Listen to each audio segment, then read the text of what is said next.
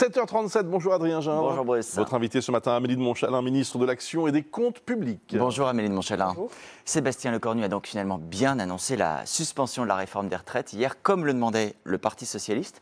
Vous étiez favorable, vous, à ce recul, à ce reniement même, on peut dire? Alors, moi, je suis favorable à ce qu'on donne un budget à la France et que nous nous mettions, au fond, en cohérence avec ce qu'est la situation politique d'aujourd'hui. Mais en contradiction avec tout ce que vous avez toujours défendu. La politique d'aujourd'hui, c'est que nous n'avons pas la majorité absolue et que le pire pour notre pays, c'est que nous constations un blocage et que nous ne cherchions aucune solution. Le Premier ministre, il a été très clair. Ce n'est pas suspendre pour suspendre. C'est suspendre jusqu'à la présidentielle, jusqu'au 1er janvier 2028, mais surtout se donner le temps de faire quelque chose pour trouver une solution sur ce sujet des retraites qui est devenu un sujet, on le voit, éminemment inflammable, éminemment anxiogène aussi pour les Français, à la fois les jeunes qui payent des cotisations et les retraités aujourd'hui qui veulent savoir comment leurs retraites vont être payées. Vous avez peut-être lu hier Bruno Retailleau, ancien ministre de l'Intérieur, président des Républicains, censé être un soutien du gouvernement en théorie, qui dit « la gauche n'est pas au gouvernement, mais elle le dirige. Ce gouvernement est l'otage des socialistes ». Vous assumez d'être sous la tutelle du PS désormais? Vous savez, je suis sous une seule tutelle en tant que ministre du gouvernement, celle du Parlement. Celle du Parlement. Le Parlement, il a été élu par les Français. Nous sommes dans une démocratie. La seule tutelle sous laquelle nous sommes, c'est celle de la démocratie. Le Parlement est divisé. Soit on constate les divisions, on constate le blocage et on en reste là, soit on se dit très clairement, nous avons besoin de trouver un compromis pour avancer. Au fond, ce qu'a dit le Premier ministre hier, c'est qui dans ce pays, qui dans cette Assemblée veut faire avancer le pays, veut faire avancer le débat pour que nous ayons un budget le 31 décembre. Alors justement. Eh bien, nous allons avancer, vous savez comment? Pas à pas. Le premier pas, c'est de dire, voilà, il y a un problème.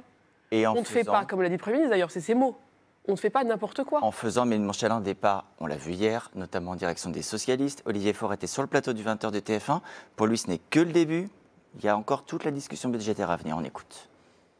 Est-ce que ça veut dire que nous allons tout accepter? Est-ce que ça veut dire que nous n'allons rien refuser de ce que le gouvernement propose? La réponse est non. Le débat ne fait que commencer. Vous acceptez que la taxe Zucman ne verra jamais le jour, en tout cas, pas avant 2027?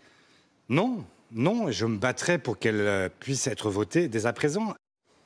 Ça va être la surenchère permanente, y compris sur la taxe Zucman qui va faire son retour. Oui. Vous savez, à nouveau, on va revenir aux faits.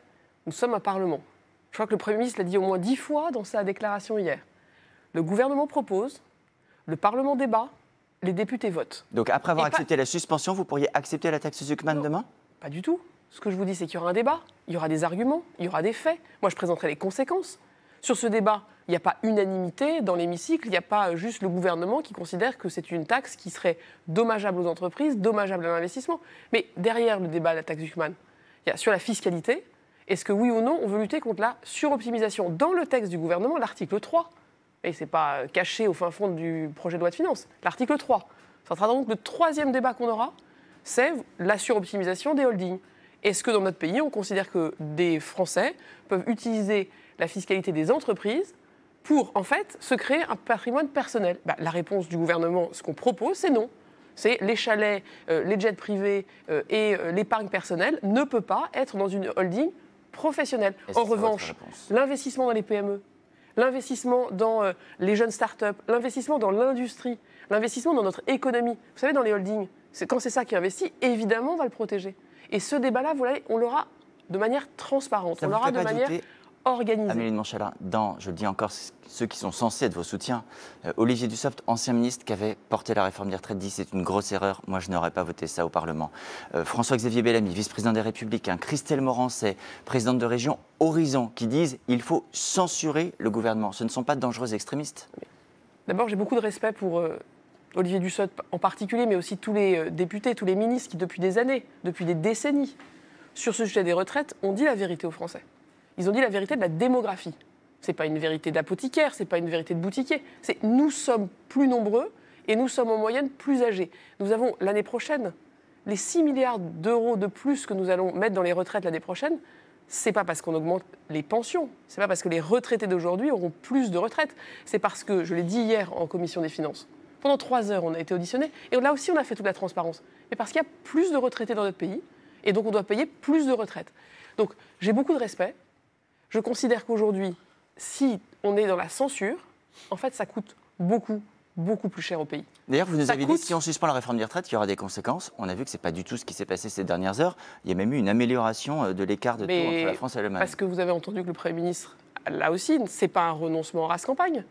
C'est on suspend, et on suspend pour se donner le temps de trouver des solutions, pour ouvrir une conférence sociale sur les retraites et le travail.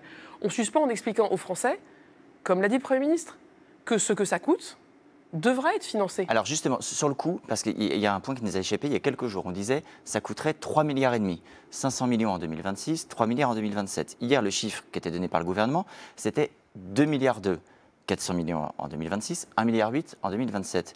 Qu'est-ce qui s'est passé entre les deux calculs? Comment est-ce que par magie, on a réussi à réduire le coût? Alors, il y a le coût pour le système des retraites, ce sont les chiffres que le Premier ministre a dit hier à la tribune, et puis il y a le coût pour l'économie en général. C'est assez logique, si vous avez plus de gens qui travaillent, ils payent aussi d'autres cotisations que les cotisations retraite. Ils payent aussi de l'impôt sur le revenu. Donc, le chiffre total de 3,5 milliards Donc, vaut toujours en réalité. Ce que on est en train de dire, c'est quoi?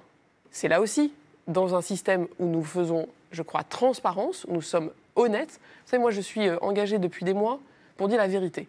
La vérité sur le déficit, la vérité sur la méthode. Et vous savez quoi? Ça permet d'avancer, puisque ça permet même de tenir le déficit en 2025. Et vous savez déjà Eh où bien, vous ferez les économies pour compenser? On a, vous savez, c'est mon métier, plein de propositions. Il y a plein de manières de faire des économies. Mais là aussi, on proposera, on pourra mettre sur la table un jeu d'options, et puis on débattra et on votera. Notre pays, vous savez, a 57% de dépenses publiques sur PIB. Le sujet, c'est pas de faire des choses absurdes, c'est pas de faire des coupes aveugles, c'est pas que j'arrive en vous disant c'est bon, c'est tout réglé, on va supprimer telle politique publique. Mais je suis aussi maintenant la ministre de la fonction publique. Ceux qui vous brandissent des économies à coups de milliards en pensant que c'est des choses comme ça qu'on va faire d'un trait de plume, ne respectent pas les agents publics, est-ce que non ce plus, n'est pas ne aussi respectent pas les politiques publiques. Pardon, est-ce que ce n'est pas aussi, au fond, le sens de ce qui se passe depuis hier? Un renoncement sur les retraites, mais pour derrière taper, sur les Français, sur les contribuables, avec une série de taxes dont on commence à découvrir la nature et on se dit, voilà, c'est les retraites pour un budget Non, alors je ne suis pas d'accord avec vous. très sévère, très dur. Non, c'est pas un budget très sévère, très dur. Ah ben, on va faire la liste. Je ne crois pas que ce soit comme ça qu'on puisse le décrire. La taxe sur le vapotage, par exemple, vous la ferez? 30 à 50 centimes d'euros par flacon de Vous savez, dans ce millilitres. budget, La il y a- taxe sur les petits colis? la taxe des petits colis, ça je peux y revenir, celle-là, elle est essentielle. Tous nos commerçants, dans tous les centres-villes de France, voient quoi? Qu'arrivent de Chine des produits qui sont contrefaits, qui sont dangereux, qui ne respectent aucune norme, qui sont produits dans des conditions Donc ce écologiques sera et 2 sociales. euros sur tous les colis de Sur moins de 150 2 euros. euros par article. Et je tiens à insister, la France ne fait pas ça toute seule. Nous ne sommes pas Don Quichotte, vous voyez, face au moulin de Shein et Temu. Ce n'est pas ça notre enjeu. C'est un enjeu européen. Au 1er novembre 2026, la France a obtenu, avec l'Allemagne, avec les Pays-Bas, Mais avec on la sait Belgique, bien qui consomme toute ces l'Europe- produits. que toute l'Europe applique la même norme, Ok. les mêmes règles, parce qu'on considère que La nous franchise, sommes en C'est une bonne danger. taxe. La franchise Ouais. médicale? La franchise médicale. Aujourd'hui, 18 millions de Français, vous savez, ne payent pas de franchise du tout. Les femmes enceintes, les enfants, les personnes qui sont sous un certain seuil de revenus, qui sont éligibles à ce qu'on appelle la contribution de solidarité sociale, la C2S. Donc on a déjà 18 millions de Français qui ne payent aucune franchise. C'est un beau débat de se demander comment dans un système, à la fois ceux qui ont les moyens peuvent payer par exemple 100 euros pour toute l'année pour tous leurs médicaments. C'est de ça qu'on parle. Et le 100 vapotage euros ou les biocarburants, Amélie de Montchalin, Toute pardon. l'année pour tous les médicaments. Ce sera là aussi un débat. Mais à un moment donné, si on ne pose pas les débats, si on ne pose pas les faits, si on ne pose pas les chiffres, on a, vous voyez, des débats qui sont un Alors peu... justement, dernière question, d'un mot, juste qu'on comprenne. Quand on lit ce matin, taxe sur le vapotage, taxe sur les biocarburants, est-ce que c'est des taxes que vous souhaitez à tout prix conserver? Ou vous dites demain, on est prêt à les sacrifier sans difficulté à la première demande d'un parlementaire? L'objectif, c'est quoi? C'est qu'on réduise le déficit. On l'a réduit en 2025. Personne n'y croyait. Aujourd'hui, vous avez entendu le président de la Cour des comptes qui dit de manière solide, crédible et réaliste, ce gouvernement a réduit le déficit là où il voulait aller. Le 5,4% En de augmentant déficit. des taxes donc. Non, en ayant une méthode très claire de transparence, de suivre chaque mois avec Éric Lombard, on regardait chaque mois les dépenses, les recettes, on a fait la transparence. Sur les petites taxes dont vous me parlez, sur tous ces sujets, il y a quantité et quantité de rapports, de propositions depuis des années, parfois même depuis des décennies. Il y a des propositions dans votre budget. Et donc nous, on dit quoi? À un moment donné, si les gens travaillent, si les gens évaluent, on fait Bien. on regarde, on propose, mais à nouveau, le Parlement Merci. débat et les députés votent. Bien. Et à la fin, eh bien, effectivement, notre cadre, c'est qu'on réduise le déficit. On verra parce que si- ça pèse sur les Français, la dette, la charge d'intérêt et notre capacité demain à faire des choix. Merci beaucoup. Merci Adrien Jeanne.